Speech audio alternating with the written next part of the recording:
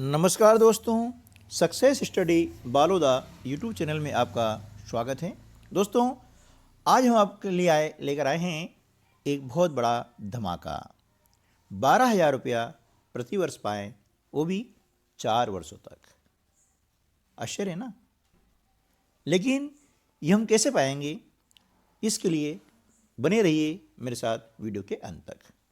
एक छात्रवृत्ति चयन परीक्षा है जिसका नाम राष्ट्रीय मीन्स कम मेरिट छात्रवृत्ति चयन परीक्षा। ये परीक्षा क्या होती है? इस परीक्षा में कौन कौन से विद्यार्थी बैठ सकते हैं? प्रश्न पत्र कैसा आएगा? उसमें क्या पूछा जाएगा? परीक्षा कब होगी, कैसे होगी? सारे प्रश्नों का उत्तर इस वीडियो के अंत तक मैं आपको देने वाला हूँ। तो चलिए शुरू करते हैं आज का वीडियो। तो देखिए, एक छात्रवृत्ति चयन परीक्षा होती है जिसका नाम है राष्ट्रीय मीन्स कम मेरिट छात्रवृत्ति चयन परीक्षा, यानी NMMSS। ठीक है ना? यह परीक्षा प्रतिवर्ष होती है। इस परीक्षा में कौन बैठ सकता है? तो सुनिए, इस परीक्षा में कक्षा 8वीं में अध्ययनरत विद्यार्थी परीक्षा में बैठ सकते हैं, है ना? यह परीक्षा कब होगी? यह परीक्षा 18 फरवरी 2022 को होने वाली है। कब होने वाली है? 18 फरवरी 2022 को इसका आयोजन होने वाला है ना? 3 रहेगा रविवार। ठीक है? अब इस परीक्षा में बैठने के लिए क्या रहेगी पात्रता? देखिए, इसके लिए जो बच्चे अभी शासकीय स्कूलों में पढ़ रहे हैं या स्थानीय निकाय द्वारा संचालित या शासकीय अनुदान प्राप्त विद्यालयों में पढ़ रहे हैं, वे विद्यार्थी जो 8वीं में नियमित रूप से पढ़ रहे हैं, है ना, और 7वीं में कम से कम वह C ग्रेड से पास हुए हों और जिनके अभिभावकों की सकल वार्षिक आय 1.5 लाख रुपया से अधिक नहीं हो, ऐसे विद्यार्थी इस परीक्षा में बैठ सकते हैं। ठीक है ना? अब इस परीक्षा में कोई फीस नहीं है ना? यह परीक्षा बिल्कुल निःशुल्क है, इसमें आपको कुछ भी फीस लगना नहीं है। और इस परीक्षा के लिए आवेदन पत्र जो है वो ऑनलाइन भरे जाएंगे 3 जनवरी 2022 से। ठीक है ना? कब से? 3 जनवरी 2022 से इसके आवेदन पत्र भरना शुरू हो जाएंगे। ठीक है? और इसकी अंतिम तिथि जो है वह है 22 जनवरी 2022। ठीक है ना? इसमें फीस बिल्कुल नहीं लगनी है। तो ध्यान रखिएगा, 3 जनवरी से इसके फॉर्म भरने स्टार्ट हो जाएंगे और अंतिम तिथि रहेगी 22 जनवरी 2022। ठीक है ना? चलिए, अब ये फॉर्म कहाँ मिलेंगे, है ना? इस फॉर्म के लिए आपको जो कियोस्क है MP ऑनलाइन वाला, वहाँ से आपको एक हार्ड कॉपी इसकी निकालनी है। उसके पश्चात आप जिस स्कूल में पढ़ रहे हैं वहाँ के प्रधान अध्यापक से सत्यापित करवा करके उसे आपके जो संकुल प्राचार्य हैं वहाँ से सत्यापित करवाने के बाद कियोस्क में आपको ऑनलाइन एंट्री करवानी है। ठीक है ना? ये आपको कार्य करना है। अब इस परीक्षा के फॉर्म भरने में कौन कौन से दस्तावेज लगेंगे वह आप देख लीजिएगा। पहला क्या लगेगा कि कक्षा 7वीं का प्रगति पत्रक, यानी 7वीं का रिजल्ट। ठीक है ना? दूसरा, आय का प्रमाण पत्र। अब आय का प्रमाण पत्र आपको कहीं से बनवाना नहीं है, एक फॉर्मेट मिल जाएगा आपके स्कूलों में, है ना? वो फॉर्मेट लेकर के उसको आप भर दें और उसको आपके पिताजी द्वारा सत्यापित कर दिया जाएगा, वही चलेगा। ठीक है ना? उसके बाद में यदि आप SC ST वर्ग से आते हैं तो जाति प्रमाण पत्र लगेगा। यदि नहीं है तो भी कोई बात नहीं है, आप ये फॉर्म भर सकते हैं। सिर्फ अंतर इतना आएगा कि आपको सामान्य कैटेगरी में गिन ले जाएगा, है ना? लेकिन यदि आप में योग्यता है, आप में प्रतिभा है, तो आप किसी भी वर्ग के हों, है ना, चाहे एससी के हों, एसटी के हों, ओबीसी जनरल, किसी वर्ग में आते हों, आपको ये फॉर्म भरना है और आप फॉर्म भर सकते हैं। बहुत आसान है। अब इस परीक्षा में क्या पूछा जाएगा वो आपको बताता हूँ मैं, है ना। इस परीक्षा में 2 खंड होंगे। पहला खंड होगा मानसिक योग्यता परीक्षा, यानी मेंटल एबिलिटी टेस्ट। अब इस परीक्षा में क्या क्या पूछा जाएगा वो भी आपको मैं बताता हूँ, है ना। इस मेंटल एबिलिटी टेस्ट में कुल होते हैं 90 प्रश्न, और 90 प्रश्नों को 90 मिनट में हल करना पड़ता है, यानी 1.5 घंटे में, और 90 अंक होते हैं, यानी एक प्रश्न होता है 1 अंक का, ठीक है। दूसरा जो खंड होता है वो होता है शैक्षिक योग्यता परीक्षा का। इसके अंतर्गत आपको विज्ञान, सामाजिक विज्ञान और गणित के प्रश्न पूछे जाएंगे। कितने कितने पूछे जाएंगे वो मैं आपको आगे बताता हूँ, ठीक है। तो शैक्षिक योग्यता परीक्षा की अवधि भी होती है 1.5 घंटा, यानी 90 मिनट। इसमें भी प्रश्नों की संख्या होगी कितनी, 90 होगी, और इनके अंक भी 90 होंगे, यानी कुल मिलाकर के 180 अंक का यह पेपर होगा, और समय होगा आपका कितना, 3 घंटे, है ना। 3 घंटे में आपको 180 प्रश्न हल करना पड़ेंगे, ठीक है ना। चलिए अब देखते हैं कि मानसिक योग्यता परीक्षा के अंतर्गत 90 प्रश्न किन किन टॉपिक से संबंधित आएंगे।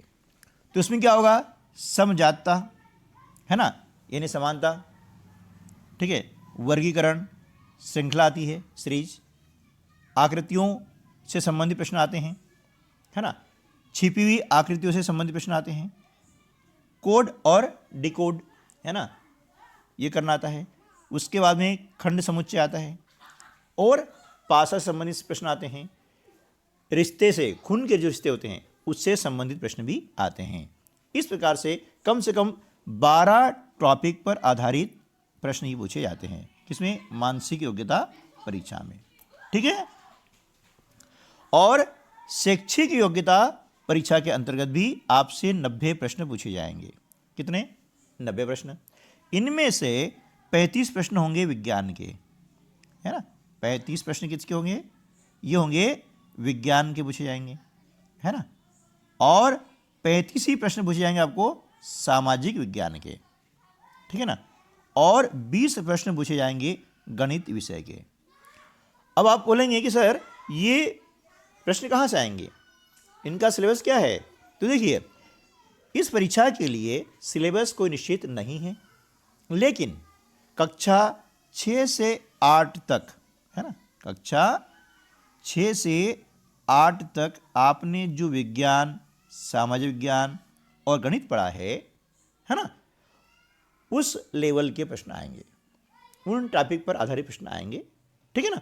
तो आपको ये सारे प्रश्न हल कर लेने हैं, और आपने यदि नहीं किए हैं तो मेरे इस चैनल पर गणित विषय संबंधित, गणित प्रश्न बैंक से संबंधित प्लेलिस्ट में बहुत सारे वीडियो हैं जिन्हें आप देख सकते हैं। मानसिक योग्यता के लिए भी तर्क शक्ति परीक्षा के नाम से, है ना, आपको सीरीज, समझाता, वर्गीकरण, आकृति से संबंधित प्रश्न मिल जाएंगे, जैसे कि नवोदय परीक्षा में पूछे जाते हैं, ठीक है ना। ये सारा मटेरियल है। इसके अलावा में आपको अभी 1-2 दिन बाद जो प्रश्न पत्र 2021 में हुआ है, 2020 में हुआ है, वह भी हल करके आपको मैं दे दूंगा, ठीक है ना। तो आपको चाहिए तो कमेंट्स में जरूर लिखेगा। चलिए, अब क्या होगा कि यह जो आवेदन पत्र है ना, यह केवल ऑनलाइन ही स्वीकार किए जाएंगे, है ना। ऑफलाइन ही नहीं रहेंगे, ऑनलाइन ही रहेंगे। न आप इसको डाक से भेज सकते हैं, और नहीं हमने किसी को दिया है, वो नहीं चलने वाला है। और ये जो आवेदन पत्र हैं आपको कियोस्क से लेना है ना। कियोस्क से आपको एक फॉर्मेट लेना है, और उस फॉर्मेट को भर करके सत्यापित करके आपको अपने स्कूल के जो HM है, प्रधान अध्यापक है, उनसे साइन करवानी है, और सारी जानकारियों को सत्यापित करवाना है। उसके बाद में संकुल प्राचार्य के पास जाना है, उनकी साइन करवानी है, और फिर कियोस्क पे जा करके फॉर्म को ऑनलाइन सबमिट करना है, ठीक है ना। तो ये आपको ध्यान देना है, ठीक है। अब इसके बाद में क्या होगा कि आपको जैसे अब ऑनलाइन फॉर्म भरेंगे तो वहाँ से आपको 2 प्रति में रसीद प्राप्त होगी, ठीक है ना।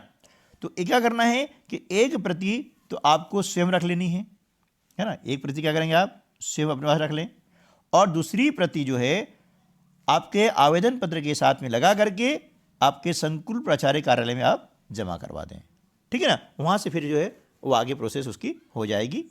और इसकी एक फ़ोटोकॉपी भी आप अपने पास में रखें, ताकि जब बाद में रिजल्ट आता है तो तब इसकी आवश्यकता हमको पड़ती है, ठीक है ना। अब आय के प्रमाण पत्र के लिए आपको कहीं भी जाने की जरूरत नहीं है ना। यह प्रमाण पत्र आपको स्कूल में एक फॉर्मेट दिया हुआ है, वहाँ से आपको ये मिल जाएगा, ठीक है ना। उसके बाद में फरवरी का जो द्वितीय सप्ताह होगा, यानी 15 फरवरी के आसपास, है ना, यानी 10 से 15 फरवरी तक आपको आपके प्रवेश पत्र ऑनलाइन ही मिलेंगे, है ना। कहाँ होंगे वो? ऑनलाइन आपको मिलेंगे, और वहाँ से आपको डाउनलोड करना होगा। क्या करना होगा? उससे आपको डाउनलोड करना होगा, है ना। और इस परीक्षा में हिंदी मीडियम और इंग्लिश मीडियम दोनों प्रकार के प्रश्न आएंगे, और दोनों प्रकार बच्चे इस परीक्षा को दे सकेंगे, ठीक है ना। अब ये ध्यान रखना है आपको कि इस परीक्षा में वस्तुनिष्ठ प्रश्न आएंगे, यानी ऑब्जेक्टिव क्वेश्चन आएंगे। सारे प्रश्न कैसे रहेंगे? वस्तुनिष्ठ प्रकार के होंगे, यानी 4 विकल्प आपको दिए जाएंगे, और 4 विकल्पों में से एक विकल्प सही होगा, जिसे OMR शीट आपको दी जाएगी। उसके अंदर आपको गोला बनाने से गोला रहेगा, उसके अंदर आपको फिलअप करना है। इसके लिए आपको जो है नीले पेन का ही उपयोग करना है ना। ऐसा गोला रहेगा, OMR शीट में करना पड़ेगा, ठीक है ना। तो इसके लिए काला नीला बाइल पेंट केवल आपके लिए मान्य किया जाएगा, जेल पेन नहीं होना चाहिए, जेल पेन नहीं चलेगा, है ना। तो वहाँ पर आप सिर्फ एक तो प्रवेश पत्र ले जा सकते हैं, साथ में काला या फिर नीला बॉल पॉइंट पेन, ठीक है ना।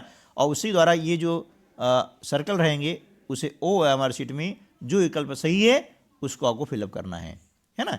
यदि आपने अभी नेक्स्ट एग्जाम दी होगी तो उसमें देखा होगा कि OMR शीट वहाँ पर आई थी, है ना, जिनके यहाँ थी एग्जाम वो, ठीक है ना।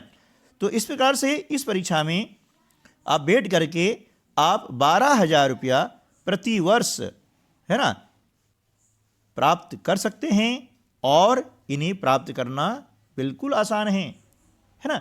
थोड़ी सी आप मेहनत करेंगे तो आराम से प्राप्त कर सकेंगे।